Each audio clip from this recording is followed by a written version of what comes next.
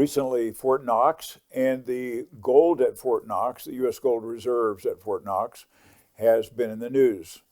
And so I'm going to devote this whole segment to Fort Knox and the gold. Today is March 4th, 2025. Welcome to my YouTube broadcast. I am Ben Reppond.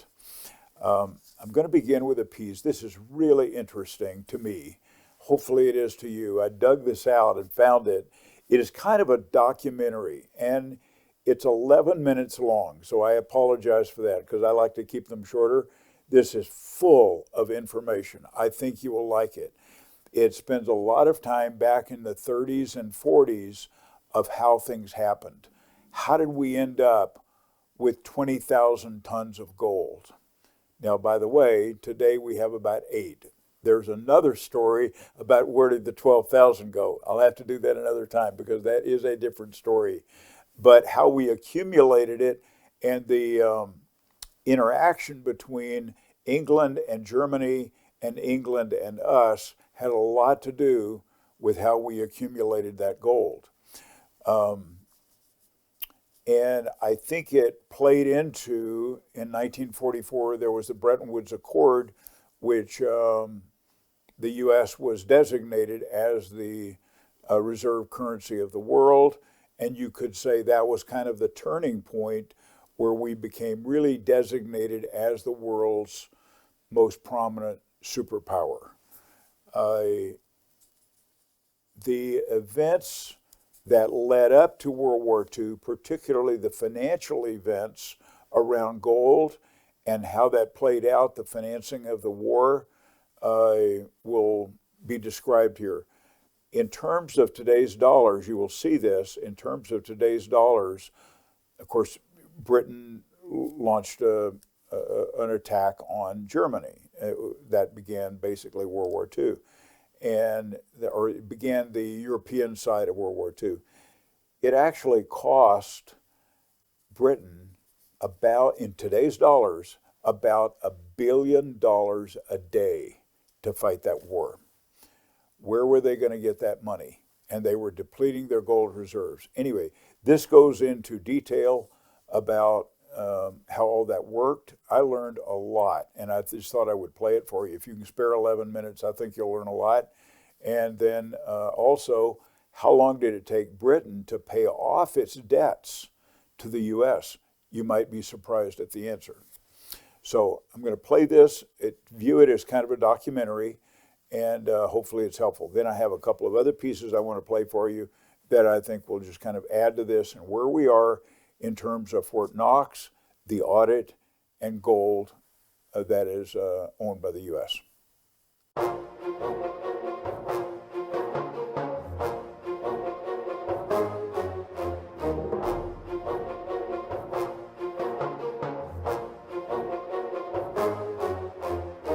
There has been much talk in the media of late concerning President Trump's raising the idea of auditing Fort Knox in Kentucky, one of the main storage sites in the US for its gold reserves. Pundits have suggested that the last time Fort Knox was audited was in the early 1950s, with a partial audit 50 years ago in 1974. The question everyone keeps asking is whether or not the vast tonnage of gold bullion is still in Fort Knox. If the gold is there, a huge proportion of it was originally British, and its presence in America stems from the dark days of 1940 to 41, when Britain was in serious danger of being defeated by Nazi Germany. How all of Britain's gold reserves ended up being owned by the United States is not widely discussed in the history of World War II, and certainly in the history of relations between Britain and America. But the decisions taken between 1939 and 41 had far-reaching consequences not only for Britain, but also for the balance of world power, and still colours Britain's relationship with the US today. War is cripplingly expensive for nations. Once Britain declared war on Germany in September 1939, following years of unsuccessful diplomatic efforts to contain Hitler's territorial ambitions in Europe, the financial cost of fighting Nazi Germany quickly precipitated a financial catastrophe. In 1939, Britain was acknowledged as the foremost military power in the world, based primarily on its huge 1,400-ship navy and its vast territorial empire that encompassed a quarter of the world's surface. The US wasn't far behind regarding its own navy, and its economic power had already overtaken Britain by the time of the First World War, meaning that America, though officially isolationist in the 1930s under President Franklin D. Roosevelt, was challenging Britain's place in the world. To be fair, the US was Britain's competitor, and though friendly to its close cultural and linguistic ally, the US naturally pursued policies that benefited America. Once the German invasion of France and the Low Countries commenced in May 1940, it quickly became apparent that France was going to be defeated, and Britain also changed prime ministers during that critical period, from Neville Chamberlain, who had taken Britain into war with Germany over Poland, and Winston Churchill, a maverick politician whose stance was victory over Germany at all costs. And it was those costs that caused Britain to ask for American help. A year earlier, Britain had begun taking financial precautions by sending some of its gold from the Bank of England to Canada, which was of course part of the British Empire. In May 1939, 50 tons of gold were shipped to Ottawa aboard 2 cruisers, HMS Southampton and Glasgow. In September 1939, when the war broke out, a convoy was sent to Canada consisting of 5 ships, led by the cruiser HMS Emerald, each vessel carrying huge sums of gold bullion, followed by a second convoy in November. Britain was trying to buy supplies, weapons, and other materials to keep in the war, and the Americans were fairly tough.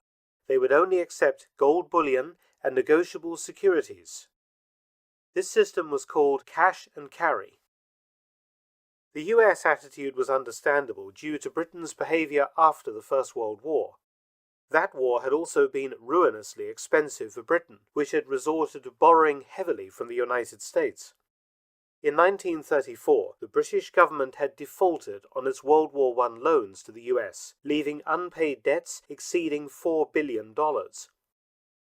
When Britain returned to the US in 1940 asking for financial assistance, the Treasury Department remembered this and insisted not on loans, but direct payment, hence cash and carry. The US was also governed by the Neutrality Acts of the 1930s, which meant that this stuff had to be paid for by cash. So how much was the war costing Britain in 1940 to 41? Historians have estimated that in 1941, the war was costing Britain $48 million per day at 1941 prices. That's the equivalent today to over $1 billion.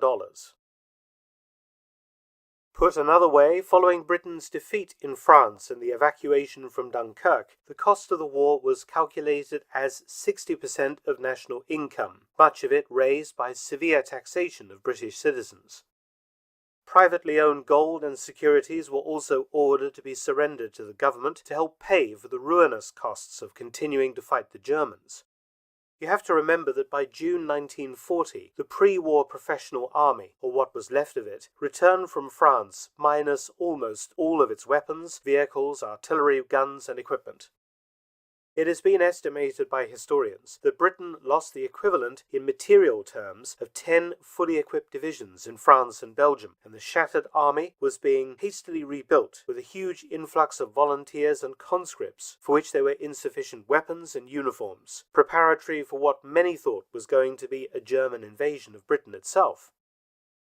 But according to Churchill, the most alarming aspect of all of this was the U-boat war, which was sinking Allied merchant ships at a staggeringly alarming rate, and threatened to bring Britain to the negotiating table if her access to raw materials, weapons, food, and also access to the other parts of the British Empire was successfully severed.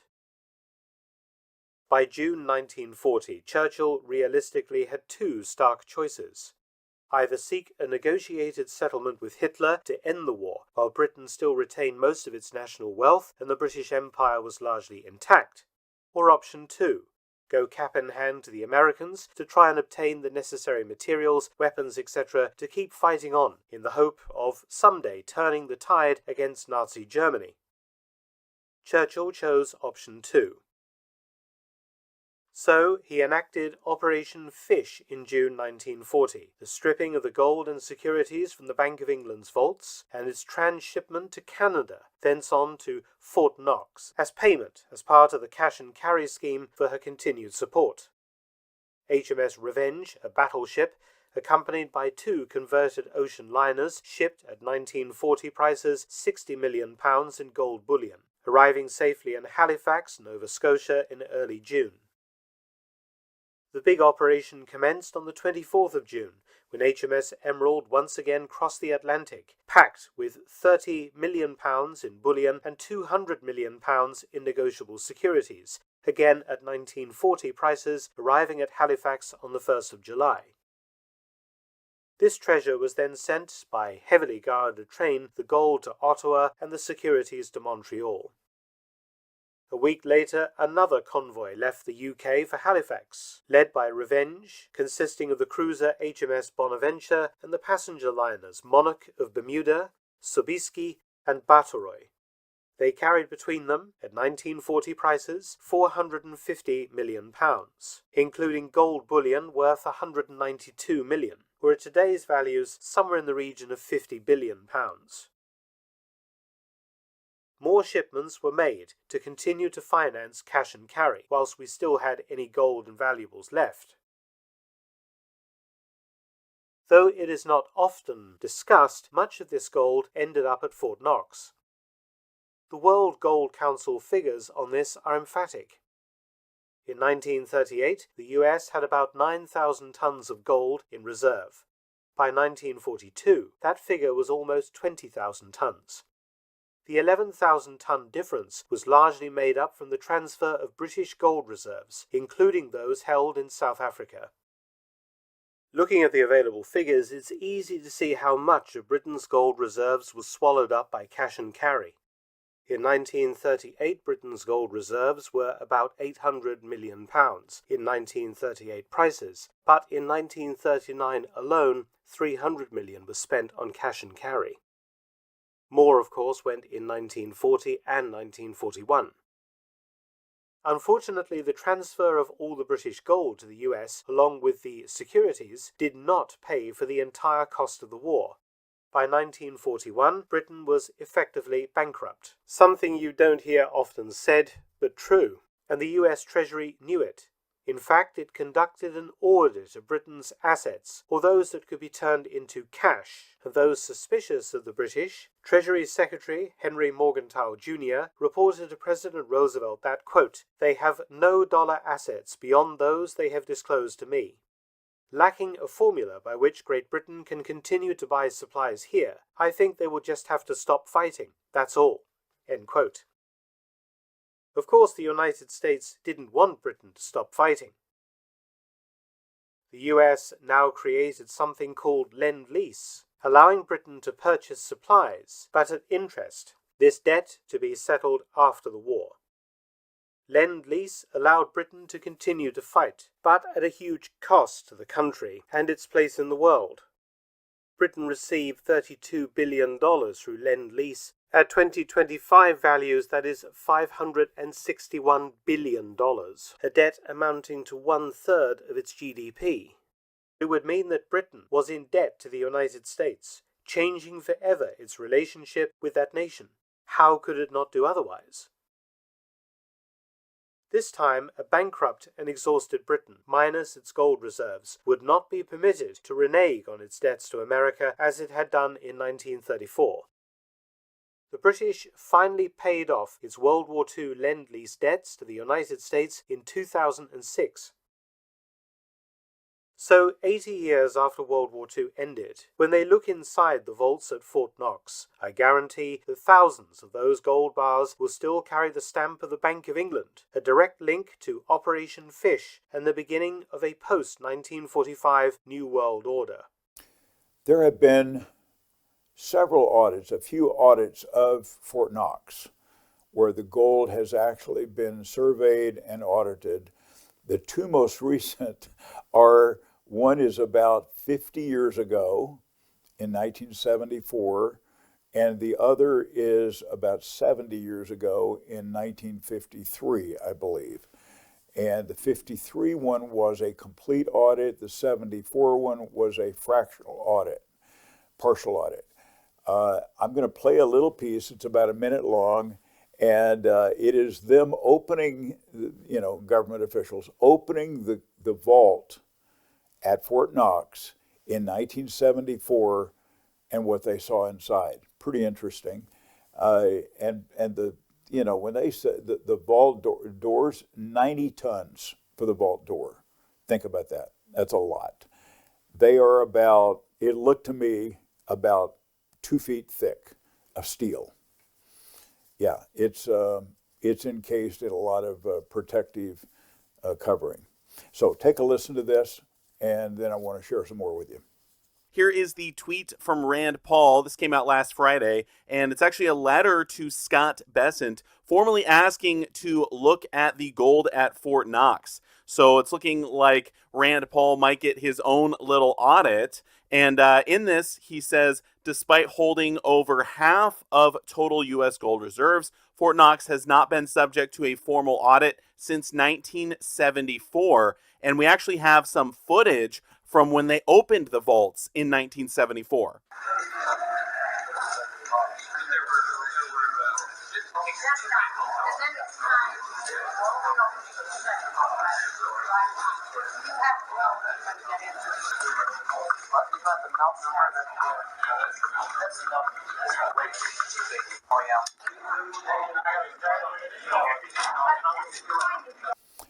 So the next one, okay, now I need to tell you, we think in terms of, and this is used kind of metaphorically, that our gold is at Fort Knox. Well, about half of it is, over 4,000 tons is at Fort Knox. We have another 4,000 tons that is at the Federal Reserve vault in Denver, Philadelphia, New York, and even West Point, New York. So, and the one at West Point is not affiliated with the military academy, but it does house quite a bit of gold. So I'll play this so you can see inside the vault of the Federal Reserve of New York. Senator Rand Paul is calling for an audit now, and the sooner the better, calling for an audit of Fort Knox. Now, when he says Fort Knox, remember, that's only half of our gold. So is he really just using that as a statement, and does he really mean the other locations as well? He should. And when he says this, it makes me think of, they're kind of, disclosing a lot of things going on in the government right now, and maybe some audits. I would love to see the Federal Reserve be audited. Matter of fact, I don't even see a need for the Federal Reserve. That was formed fraudulently. And so, as long as they're at it, if they do Fort Knox or the other locations, go on to the Federal Reserve. I don't know if they'll be able to pull that off, but maybe. Okay, so take a listen to this inside the vault at the Federal Reserve of New York. Deep in a building on Wall Street lies 6,194 tons of gold. That's 496,950 bars worth hundreds of billions of dollars. The gold vault at the Federal Reserve Bank of New York is one of the largest depositories of gold in the world, and also one of the most secured. None of the gold is the New York Fed's. It belongs to the US government and other countries, but those depositors need to make sure their stash is safe. There's only one way to get into the vault, a 90-ton steel door that spins on a cylinder to open the accessway.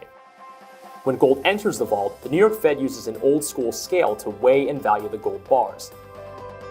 The gold is then stored in individually numbered lockers secured by 3 locks. How tight is the security? When any compartment inside the vault is open, 3 people, including 1 New York Fed auditor, must be present to ensure that the gold is safe. One thing I wanted to add to this last video is I read this book a number of years ago by Jim Rickards called The Death of Money. And in there, he talked about, this is interesting to me at least, the Federal Reserve of New York has a basement. the lower floors of the Federal Reserve Bank of New York goes down 90 feet below street level until it hits bedrock in Manhattan. Across the street is the J.P. Morgan Chase building. It goes down 90 feet until it hits bedrock. I forget which one, if it was the Federal Reserve or the J.P. Morgan Chase, one of them, I think it's the Federal Reserve, he said, when you get down there, that's where the vault is. When you get down there, it goes for 300 yards. That's a lot. That's almost a quarter of a mile, and it's vault. Now, across the street is J.P. Morgan Chase. How wide is the street? Not a lot. Guess who today owns the J.P. Morgan Chase building? The Chinese. Chinese government owns that building. They kept the name J.P. Morgan Chase, and so down there, 90 feet below, he speculated, he just asked a question, do you think there could be some kind of a doorway that exists between the Federal Reserve of New York, where our gold is stored, and the vault of J.P. Morgan Chase, owned by the Chinese? I'm not saying there is. I'm not that much of a skeptic, but it is an interesting question. I found this piece as I was researching this subject. There's a lot out there right now, by the way, with Elon Musk doing an interview with Joe Rogan. Now, to me, both of them are funny in a different kind of way. I mean, Elon Musk is kind of dry. Joe Rogan is just funny. So anyway, it's just a little banter between the two of them about the audit and Fort Knox and gold and so forth. And I think Elon Musk would like to, if they get the chance to do an audit, which they may, he would like to do a live streaming video of, live of the audit. That would be cool. I'd love to see that. That's transparency. So anyway, maybe you'll enjoy this banter between him and Joe Rogan. I want to know about Fort Knox too. Yeah. Is it true that they've been shipping large quantities of gold back to the United States recently? I read the same thing you did, probably. Yeah. According to this Zero Hedge post, which came out on Friday, they write gold tumbles, and meanwhile, COMEX vaulted gold is just 1 day away from a record high amid the continued run on physical, which just won't stop. Another 139,000 ounces delivered to COMEX vaults, most this week, bringing the total to 39.3 million, just shy of the all-time high. So there's a lot of gold coming into the USA. It's going into the vaults in New York, and we're probably going to see an all-time high next week. Very interesting. And after this, they ask the Grok AI about the gold at Fort Knox, and she kind of dodges it. I said, what is in Fort Knox? You know the gold and all? Oh, right, Fort Knox. I thought you were talking about my dogs for a second there.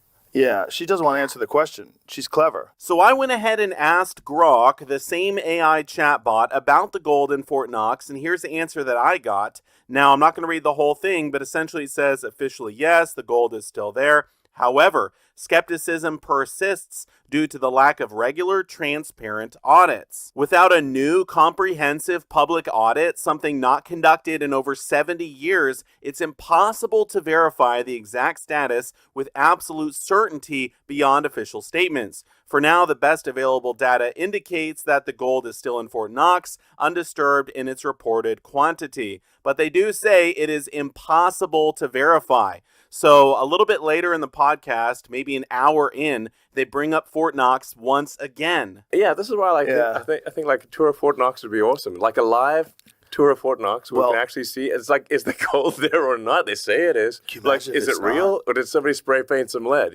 Imagine if it's not. Imagine if it's not all there. Like some of it's missing. Where'd it go? What if a lot of it's missing? What if like half of it's missing? I mean, how do we even know? I don't know. They said the last time they let someone look at it was decades ago. Yeah. Well, I believe the last formal audit was in the 50s. So I'm like, okay, Oh my god! Just think about all maybe we the other should check things it you've already- again. Maybe. Yeah. Okay, thank you for watching. If you have questions or comments, leave them in the comment section below. And don't forget to hit the button to subscribe if you're not already a subscriber to the channel. Thank you.